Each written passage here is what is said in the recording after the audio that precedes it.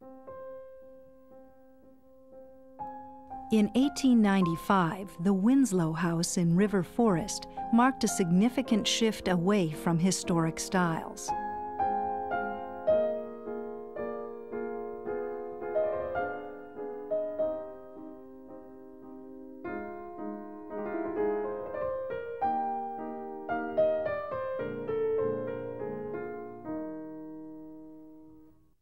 The Winslow House was the first true building of the Prairie School that Frank Lloyd Wright did. On the other hand, I don't think it was the first Prairie School building.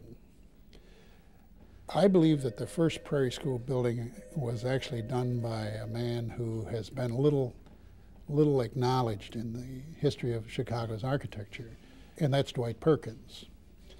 Dwight Perkins designed the Washington Park Refectory building. And if one looks at the refectory today, it has all the elements of the Prairie School, and it was finished in 1891, 2 years before the Winslow House. It has the Roman brick, it has the rhythmic arches, it has the overhanging roofs.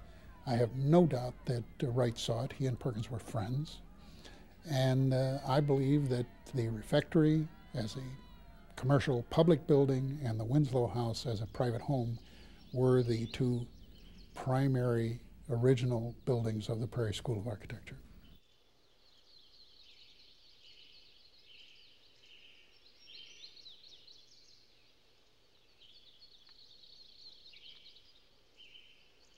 Dwight Perkins' building of 1893 for the Steinway Piano Company became a gathering place for advocates of a new architectural movement.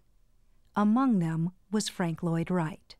Perkins built Steinway Hall at Van Buren Street, just off Michigan Avenue in Chicago.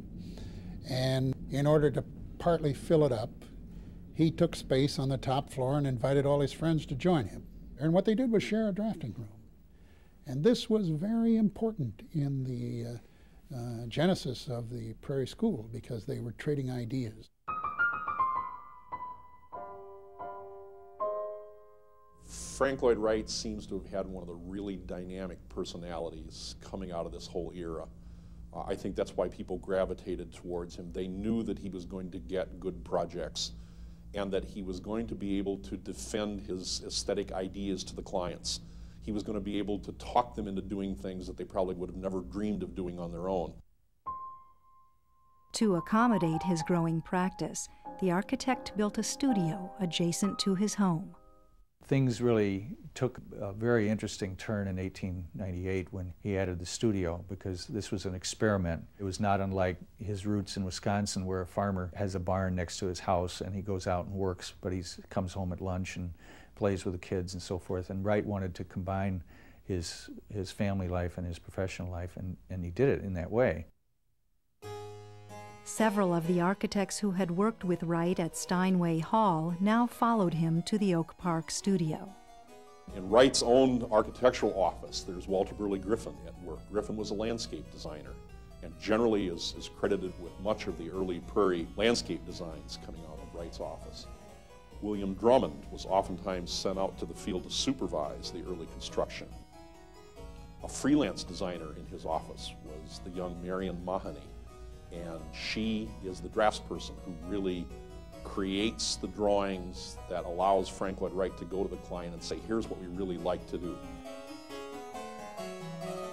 It's a marvelous coming together and a unique time in history when several people work together to come up with a composite whole. As a result, Frank Lloyd Wright ends up with much of the specific singular credit.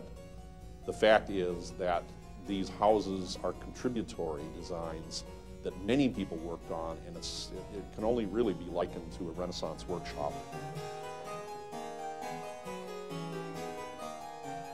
These young people have found their way to me through natural sympathy with the work and have become loyal assistants.